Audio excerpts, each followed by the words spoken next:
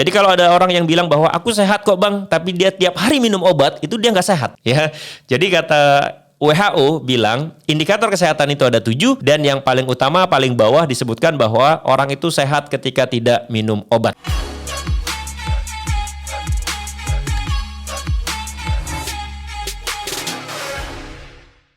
Bismillahirrahmanirrahim. Assalamualaikum warahmatullahi wabarakatuh. Teman-teman, terima kasih sudah hadir di video saya teman-teman ya. Jangan lupa like, komen, dan subscribe. Saya mau ngebahas satu komentar yang masuk kemarin di salah satu video saya. Ini komentarnya dari akun admin B1105. Beliau bilang gini, bukan hanya diabetes mellitus Om yang bisa lepas obat. Dengan ketofastosis, saya minum obat hipertensi hampir 15 tahun, sekarang bisa lepas obat hipertensi. Ketofastosis adalah lifestyle sehat, mudah, dan murah. Baik teman-teman, alhamdulillahirrahmanirrahim ya. Saya terharu sekali ketika ada komentar-komentar seperti ini. Orang-orang yang tidak saya kenal, saya nggak pernah bertemu, nggak tahu siapa dia, tiba-tiba komen di video saya dan mensupport apa yang saya lakukan, mendukung apa yang saya buat, ya kan. Kemudian komentarnya juga asik gitu ya. Ini saya jadi sangat senang gitu ya. Itu sudah naluriah lah ya, sudah manusiawi ketika ada orang yang memuji, ada orang yang mendukung, itu kan kita menjadi senang. Jadi saya ucapkan terima kasih ke akun admin B1105. Nah teman-teman, saya mau bahas ini ya. Jadi kemarin saya bilang bahwa diabetes mellitus itu ketika sudah kena pada diri kita, lalu kita misalkan harus minum obat terus, harus suntik insulin atau apapun, sebenarnya kita bisa loh lepas obat dari diabetes mellitus, seperti video yang kemarin yang saya buat. Lalu ini ada komentar yang mengatakan bahwa ternyata bukan diabetes saja, tapi hipertensi juga bisa lepas obat dengan menjalankan apa? Menjalankan ketofastosis. Padahal gini ya teman-teman, banyak orang yang kemudian bertanya-tanya loh kepada saya, Bang, abang kan ketofastosis nih, nggak makan nasi, nggak makan gula, nggak makan tepung misalkan gitu ya. Terus makannya kan daging, makannya telur, terus makannya seafood, garam dan sebagainya. Itu abang nggak takut ya hipertensi gitu ya. Ada juga kadang-kadang yang bilang, Bang, makanannya kan daging terus, nggak takut nanti kolesterolnya tinggi.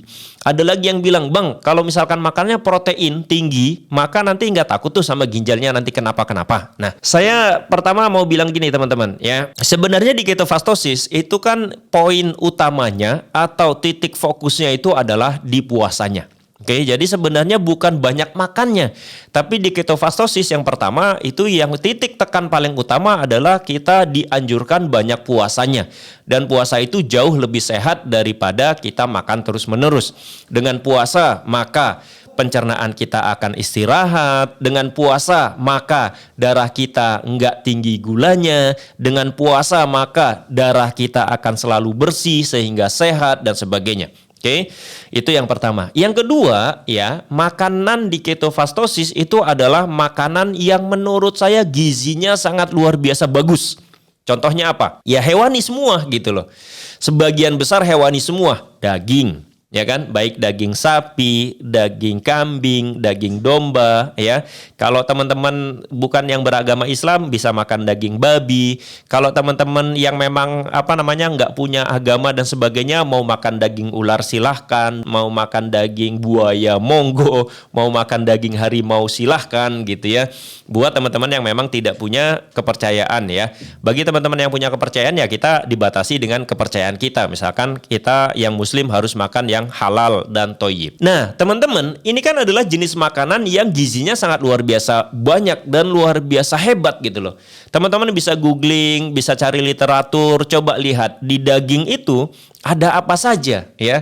Tinggi protein, asam amino esensial, lemak yang bagus, kemudian apa lagi? Ya, ada vitamin juga di sana, ya kan? Ada mineral dan seterusnya dan seterusnya. Jadi kita lihat bahwa makanan-makanan di ketofastosis itu menurut saya makanan yang sangat bergizi. Dan kita tahu bahwa makanan-makanan di ketofastosis itu kan juga harganya sangat mahal. Saya berasosiasinya gini saja, kalau dia mahal berarti dia bagus, kan gitu aja ya. Jadi kalau dia mahal berarti dia bagus. Nah, akhirnya saya berpikir, oh, kalau dengan ketofastosis wajar saja kemudian banyak orang-orang yang menjadi sehat. Bang, tapi kan kata dokter, kalau misalkan kita makannya daging-dagingan, nanti kolesterolnya bisa tinggi dan itu berbahaya. Baik. dokter ini sebenarnya tidak salah ya teman-teman. Dokter ini mengatakan bahwa orang-orang yang makan daging maka kolesterolnya akan tinggi. Dan kolesterol yang akan tinggi ini berbahaya ketika terjadi terus-menerus. Kenapa dokter bilang begini? Karena dokter menganggap bahwa pasiennya ya semuanya itu makannya nasi, minumnya yang manis-manis, kemudian tepungnya juga banyak. Sehingga ketika dokter ngasih masukan, dia ngelihat orang di depannya. Oh, ini pasienku nih. Dilihat, oh udah kolesterol. Pak, kalau udah kolesterol jangan makan daging banyak-banyak ya. Kenapa dia bilang begitu? Karena di benak dia, di otak dia, di kepala dokter, pasiennya ini pasti makan nasi. Pasiennya ini pasti gulanya juga tinggi. Pasiennya ini pasti makan tepung-tepungan juga dalam gula tinggi. Maka dia memberi nasihat seperti itu. Dan itu benar. Artinya adalah ketika kita masih mengkonsumsi nasi, gula, dan tepung yang membuat gula darah kita selalu tinggi, maka kolesterol ini nggak boleh tinggi. Kolesterol tidak boleh tinggi. Protein jangan banyak-banyak gitu ya.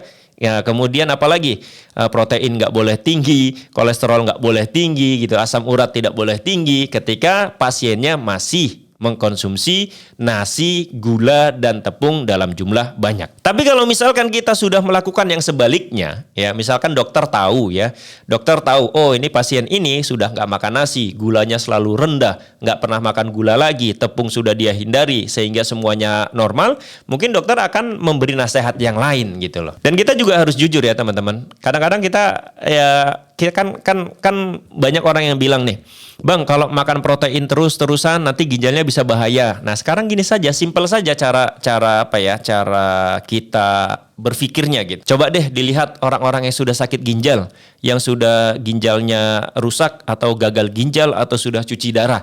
Coba tanya ke beliau.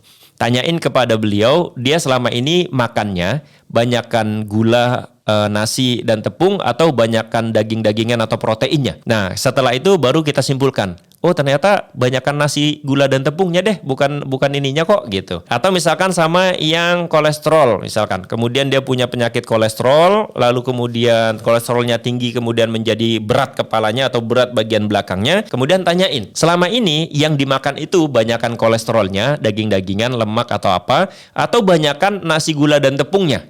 Ya, kalau ternyata banyakkan nasi, gula, dan tepungnya, bisa jadi yang bermasalah itu atau yang bikin masalah itu adalah nasi, gula, dan tepungnya. Kan simpelnya begitu saja ya. Nah, seperti itu ya teman-teman. Karena kenapa saya berani bilang begini? Karena di ketofastosis itu teman-teman ya ini sekali lagi menurut ilmu saya ya, menurut pemahaman saya ya. Di ketofastosis itu ada orang-orang yang itu kolesterolnya mencapai 599. Bayangin. Ini kalau ke dokter pasti dokter udah bilang, "Wah, ini kolesterolnya tinggi." Tapi ternyata dia punya kolesterol yang 599 tapi tidak mengalami gejala apapun. Ada yang asam uratnya tinggi tapi ternyata tidak mengalami sakit asam urat gitu loh. Jadi ada orang-orang yang kolesterolnya tinggi, ada yang orang-orang yang asam uratnya tinggi tapi ternyata tidak mengalami keluhan seperti yang orang-orang lain rasakan. Seperti orang-orang yang masih makan nasi, gula dan tepung rasakan ketika kolesterolnya tinggi. Misalkan saya nih, saya yakin 100% kalau saya cek darah saya pasti kolesterol saya tinggi. Kenapa? Saya tiap hari hampir makan telur, bisa 5, 10 sampai 20 butir. Saya makan daging, kemudian saya makan makanan yang berlemak. Jadi kalau teman-teman tes darah saya, bisa jadi saya memiliki kadar kolesterol yang tinggi. Tapi ingat ya, saya tidak mengalami gejala apapun. Yang saya rasakan adalah saya justru semakin berstamina, kemudian badan saya kemudian lebih langsing, lalu kemudian perut saya nggak buncit lagi gitu ya. Yang saya rasakan adalah kebaikan-kebaikan hingga saat ini. Sehingga saya berpikir, oh berarti kolesterol tinggi juga nggak masalah gitu loh. Ya, apalagi kolesterol ini juga banyak loh manfaatnya. Ya, banyak manfaatnya kolesterol buat tubuh kita. Terutama untuk pembentukan hormon-hormon yang penting bagi kehidupan kita. Nah gitu ya teman-teman. Komentar tadi dia bilang dia lepas obat hipertensi padahal dia sudah 15 tahun minum obat hipertensi tapi kemudian setelah menjalankan ketofastosis dia bisa lepas obat. Nah ini kenapa gitu ya. Nah gini teman-teman, hipertensi itu kan artinya adalah tekanan darah kita tinggi. Saya kadang-kadang cuma gini loh, berpikir simpel aja. Jadi tekanan darah tinggi ini kenapa sih? Tekanan darah tinggi ini bisa jadi karena ada penyumbatan di pembuluh darah sehingga darah itu ketika dia mengalir dia tidak lancar ya, sehingga tekanannya itu menjadi tersumbat lalu numpuk terus gitulah bahasanya. Mungkin seperti itu ya. Nah, kenapa bisa seperti itu? Nah, gini teman-teman. Pembuluh darah itu kan seperti selang, ya. Pembuluh darah itu seperti selang. Nah, darah kita itu seperti air yang mengalir di selang itu. Darah kita itu sebagian besar air. Lalu kemudian ketika kita masih makan semuanya, itu gula darah kita cenderung tinggi. Dan gula itu sifatnya adalah ya kalau misalkan kita ada air lalu kita taruh gula, itu kan lama-lama air itu akan menjadi kental. Nah, ketika kental darah kita, maka alirannya menjadi tidak selancar ketika darah kita tidak kental. Lalu berikutnya, ketika gula darah tinggi, mengental dia karena gulanya tinggi di darah, yang terjadi adalah sebagian akan lengket di pembuluh darahnya. Nah, ketika lengket di pembuluh darah, ini akan menghambat aliran darah tadi sehingga tekanan darah kita semakin semakin gede gitu ya, nggak lancar gitulah bahasanya. Nah, jadi sebenarnya ketika dia menjalankan ketofastosis, yang terjadi apa? Yang terjadi gula darahnya kemudian menjadi sangat rendah sehingga darahnya menjadi sangat encer. Kemudian apalagi ya, protein itu kan larut di darah, jadi lewat-lewat saja tidak masalah. Sehingga yang terjadi memang kemudian hipertensinya bisa lebih terjaga atau lebih normal karena dia menjalankan ketofastosis yang membuat darahnya itu gulanya sangat rendah. Lalu kemudian sekali lagi di ketofastosis itu juga yang banyakin adalah puasa, yang dibanyakin adalah puasanya bukan makannya. Sehingga ini menjadi sangat make sense dan masuk akal setelah menjalankan ketofastosis, hipertensinya kemudian menjadi normal dan dia tidak perlu lagi minum obat hipertensi. Nah, ini penting banget ya teman-teman. Dan salah satu indikator kesehatan menurut WHO, ya, WHO itu sudah mengeluarkan 7 indikator kesehatan bagi tubuh kita. Salah satunya adalah kita tidak minum obat. Jadi kalau ada orang yang bilang bahwa aku sehat kok bang, tapi dia tiap hari minum obat, itu dia nggak sehat. Ya, jadi kata WHO bilang indikator kesehatan itu ada 7 dan yang paling utama paling bawah disebutkan bahwa orang itu sehat ketika tidak minum obat. Dan dengan dia lepas obat hipertensi yang sudah dia minum selama 15 tahun, artinya tubuhnya jauh menjadi lebih sehat ketika menjalankan ketofastosis. Semoga ini bermanfaat teman-teman. Mohon maaf kalau banyak kesalahan. Assalamualaikum warahmatullahi wabarakatuh. Bye-bye.